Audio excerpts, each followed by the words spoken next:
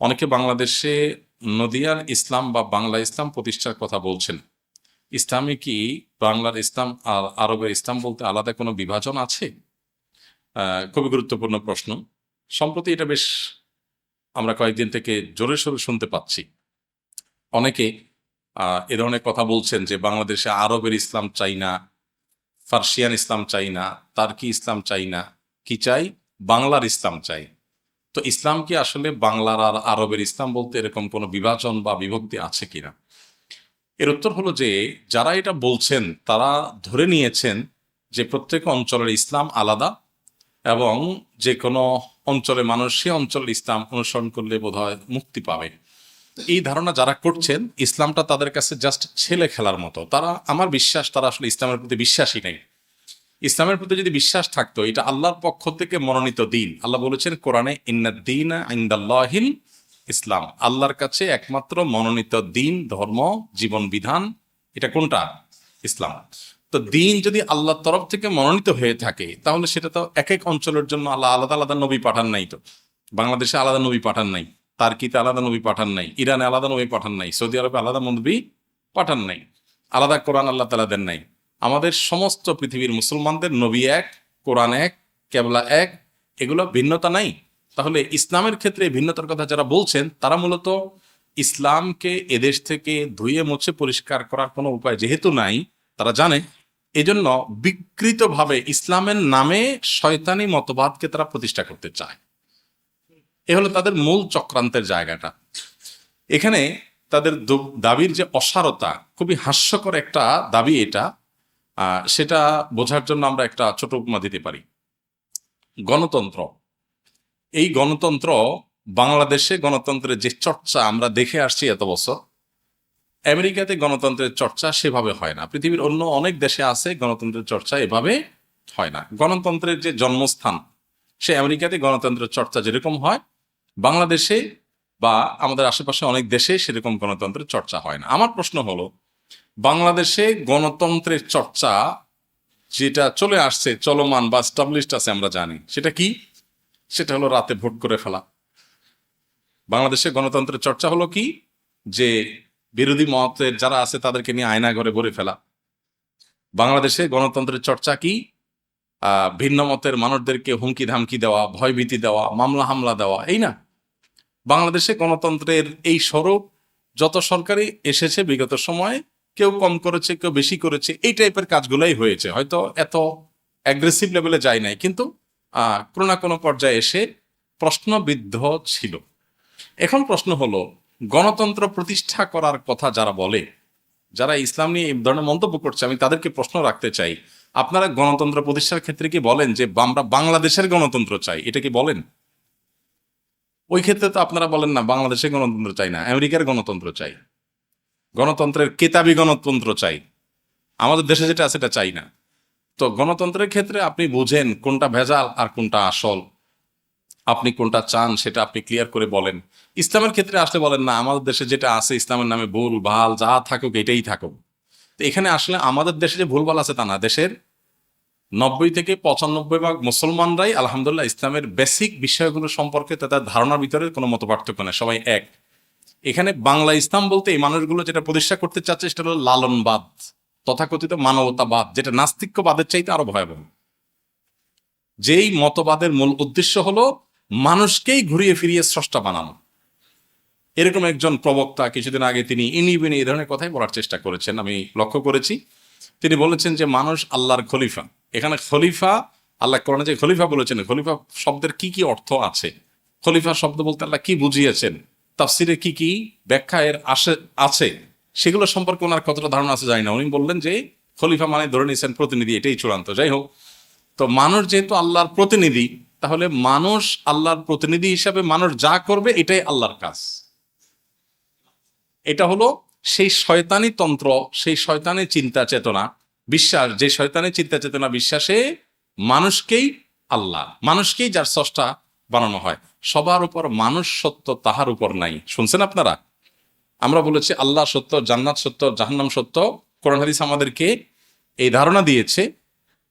আর তারা আমাদেরকে বলছে কি, সবার উপর মানুষ সত্য, তাহার উপর নাই, মানে মানুষই সত্য। সৃষ্টিকর্তা নাউজুবিল্লাহ। তো এই তন্ত্র বাংলার ইসলাম নাম দিয়া, নদিয়ার ইসলাম নাম দিয়া, ইন্দো ইসলাম নাম দিয়া এটাকে এদেশে প্রতিষ্ঠা করার চক্রান্ত যারাই করুক তাদের চক্রান্ত সফল হবে না। তারা জানে না, তারা জানে না ইউরিদিউনা আইয়ুতফিউ নূরাল্লাহ, তারা চায় আল্লাহর আলোকে এই সমস্ত শয়তানি করে নিভিয়ে দিবে। এটা আসলে কোনোদিনই তারা পারবে না। একজন মুসলমানও বেঁচে থাকতে এই শয়তানি তন্ত্র এই দেশে প্রতিষ্ঠা হতে দিবে না। মুসলমানদের মধ্যে ছোটখাটো বিষয় নিয়ে যত মত পার্থক্য থাকুক না কেন, তথাকথিত বাংলা ইসলাম নামের লালনবাদ, তথাকথিত মানবতাবাদ এবং এই শয়তানি তন্ত্র, এটা এদেশের 1% মানুষও বিশ্বাস করে না। অতএব এদের লজ্জা হওয়া উচিত, যারা সব সময় সবক দেয় মানুষকে গণতন্ত্রের কথা। সংখ্যাগরিষ্ঠ মানুষের চিন্তা, চেতনা, আদর্শ, বিশ্বাস, পরিপন্থী জিনিস তাদের মধ্যে পুশ করানো, তাদের মধ্যে জবরদস্তি ঢুকায় দেওয়া, বিদেশিদের কাছে নতজানু হয়ে অথবা বিভিন্ন ফান্ড তহবিল পেয়ে বিভিন্ন অপসংস্কৃতি এবং এদেশের সকল ধর্মের মানুষের চিন্তা চেতনা বিরোধী জিনিসকে এদেশের সমাজে প্রতিষ্ঠিত করা, বই পুস্তকে প্রতিষ্ঠিত করার যে অপচেষ্টা তারা করে, এটা কোন ধরনের গণতন্ত্র? এটা কোন ধরনের মানুষের আকাঙ্ক্ষা, গণের আকাঙ্ক্ষা? এটা গণের আকাঙ্ক্ষা বলে, এটা হলো গণের আকাঙ্ক্ষা। গণ এটা চায়, গণ তোমার কানে কানে বলে আসছে, গণের ভোট নাও দেখি কয়জন গণ তোমার এইটাকে বিশ্বাস করে। তো এই শয়তানি চক্রান্ত এটা আসলে এদেশে কোনোদিনই বাস্তবায়ন হবে না ইনশাআল্লাহ। খোলাসা কথা হলো, বাংলার ইসলাম, আরবের ইসলাম, তার্কের ইসলাম আলাদা আলাদা হইতো যদি নবী আলাদা আলাদা হইতো, কোরআন যদি আলাদা আলাদা থাকতো তাহলে আলাদা আলাদা হইতো। যেহেতু কোরআন এক, রাসূল এক, অতএব আমাদের কোষ্ঠীপাতর মানদণ্ড কোরআন এবং সুন্নাহ।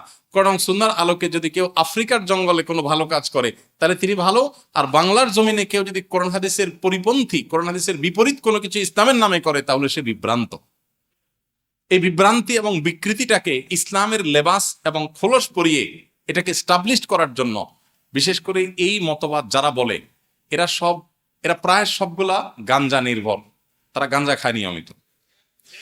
তাদের এই গাঞ্জা খাওয়াকে হালাল করার জন্য নানা রকমের যে আকাম কুকাম আছে সেগুলো হালাল করার জন্য, যদি কোরআন হাদিস থেকে হালাল করা সম্ভব হবে না, এই জন্য এটাকে বাংলার ইসলাম নাম দিয়া আলাদা করে এটাকে তারা গাঞ্জা খাওয়ার বৈধতা তারা চাচ্ছে। আসলে এই অপকর্ম তারা করতে চাচ্ছে। আল্লাহ রাব্বুল আলামিন যে সুস্থ একটা মস্তিষ্ক দিয়েছেন, এটাকে বিকৃত করা, এটাই হলো একটা অসুস্থতা। এই অসুস্থতাকে তারা চাপিয়ে দেওয়ার যে চেষ্টা করছে, তারা জানে না যে এটা বাংলাদেশে কোনোদিনই সফল হবে না, একদিনের জন্য সফল হবে না। কারণ এই দেশের মানুষ অন্য যা কিছুই হোক না কেন, কোরআন হাদিসকে আপনি বিকৃত করে ফেলবেন, ইসলামের যে ধারণা এদেশে প্রতিষ্ঠিত আছে 90-95%-এরও বেশি মানুষ যেটা ব্যাপারে কোনো ভিন্ন মত পোষণ করে না, সেটাকে আপনি জোর করে চাপিয়ে দিবেন, এটা এদেশে মানুষ একদিনের জন্য হতে দিবে না ইনশাআল্লাহ। হলো বাংলা ইসলাম, ইরান ইসলাম, তার্কি ইসলাম, হ্যাঁ এক এক অঞ্চলে ইসলামের ব্যাখ্যা নিয়ে এক এক ধরনের মতামত আছে, ভিন্নতা আছে, কিন্তু মুসলমান ইসলামের সঠিকতা, বেঠিকতা, বিভ্রান্তি আর সরল পথ এটা নিরূপণ করবে যে দুটি কষ্টি পাথর দিয়ে, তার একটা হলো কোরআন আর একটা হলো নবী সাল্লাল্লাহু আলাইহি ওয়াসাল্লামের হাদিস। অতএব কোরআন এবং হাদিসের আলোকেই আমরা নিরূপণ করব কোনটা ইসলাম আর কোনটা ইসলাম না। আমার দেশে কোনটা চালু আছে সেটাই যদি ইসলাম হয়, তাহলে তো আল্লাহর প্রতি ঈমান আনলাম না, আমি মাতৃভূমির প্রতি ঈমান আনলাম, যে আমার দেশে যা আছে উল্টা হইলেও সেটা আমি কি সঠিকভাবে গ্রহণ করলাম। আমার দেশে যদি ইসলামের নামে কোনো ভুল কাজ কেউ করে তাহলে সেটাকে আমি ভুল বলবো ইসলামের আলোকে, আর যদি সঠিক কাজ অন্য দেশেও কেউ করে আমি সেটাকে সঠিক বলবো। অতএব ইসলাম কোনো দেশকে অনুসরণ করতে বলে না, ইসলাম কাকে অনুসরণ করতে বলে? কোরআন এবং হাদিসকে। নবী সাল্লাল্লাহু আলাইহি ওয়াসাল্লাম বলেছেন যে নবী সাল্লাল্লাহু আলাইহি ওয়াসাল্লাম বলেছেন যে তারাকতু ফিকুম আমরাইন, আমি তোমাদের কাছে দুইটা জিনিস শিখে গেলাম। কয়টা জিনিস শিখে গেছেন উনি? কিতাবাল্লাহি ওয়া সুন্নাতা, একটা হলো আল্লাহর কিতাব আর একটা হলো আল্লাহ রাসূলের সুন্নাত। তিনি বলেছেন এই দুইটা জিনিস আমি তোমাদেরকে রেখে গেলাম, এই দুইটা জিনিসকে যদি তোমরা শক্তভাবে আঁকড়ে ধরো, মজবুতভাবে আঁকড়ে ধরো, তাহলে তোমরা বিভ্রান্ত হবে না। এই জন্য আমাদেরকে দেখতে হবে কোরআন এবং হাদিস, অঞ্চল না। নবী সাল্লাল্লাহু আলাইহি ওয়াসাল্লাম বলেন নাই আমি তোমাদের মধ্যে সৌদি আরবের ইসলাম রেখে গেলাম, বলছেন উনি? আমরা এই বাংলার ইসলাম নামে বিভাজনের বিরোধিতা করছি, এর মানে এই না যে আমরা চাচ্ছি সৌদি আরবের ইসলাম আসুক।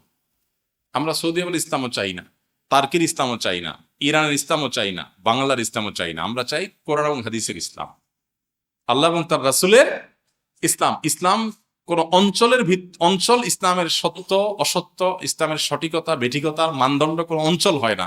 ইসলামের সঠিকতা বেঠিকতার মানদণ্ড কি? কোরআন এবং হাদিস। অতএব এই কনসেপ্টটাকে পরিবর্তন করে জগা খিচুড়ি খিস্তি খেউ এটাকে ইসলামের খোলসে যারা প্রতিষ্ঠা করতে চাচ্ছে, তারা জানে না এটা তাদের দিবার স্বপ্ন, তারা ধরাকে সরা জ্ঞান করছে, মনে করছে যে কি যেন পেয়ে গেছে হাতের কাছে, যা খুশি তা বোধহয় তারা চাপাই দিতে পারবে। আল্লাহ তাআলা তাদেরকে হেদায়েত দান করুন, আমরা দোয়া করি। আমরা সবার জন্য হেদায়েতের দোয়া করি। গণতন্ত্রের বেলায় তো আপনি বলেন না যে বাংলাদেশে গণতন্ত্রের যে ফরম্যাট চর্চা আছে আমরা এটাই চাই, সেটা তো বলেন না। গণতন্ত্রের বেলায় বলেন যে গণতন্ত্রের উজ্জ্বল উদাহরণ অমুক দেশের, সেখানে নির্বাচন সঠিকভাবে হয়, গণতন্ত্রের চর্চা সঠিকভাবে হয়। গণতন্ত্রের বেলায় তো বলেন না যে আমরা এই দেশীয় গণতন্ত্র চাই, যেটা এই দেশে কালচার আছে গণতন্ত্রের সেটাই চাই, সেটা তো বলেন না। ইসলামের বেলায় কেন এটা বলেন? কারণ আপনি গাঞ্জা খাইতে চান। কি চায়? গাঞ্জা খাওয়ার বৈধতা কোরআন হাদিস বলে এটা হয় না, এই জন্য মনের মতো সেটা পরিবর্তন করতে চায়। আল্লাহ তাআলা এই সমস্ত ষড়যন্ত্রকারীদেরকে প্রতিহত করা, এদের ষড়যন্ত্র এবং শয়তানের সম্পর্কে আমাদেরকে সজাগ থাকার মতো শক্তি এবং সামর্থ্য দান করুন। আমরা এই সমস্ত শয়তানের পরে সবাই সতর্ক থাকবো এবং দালিলিকভাবে এগুলোর মোকাবিলা আমাদেরকে করতে হবে ইনশাআল্লাহ তাআলা।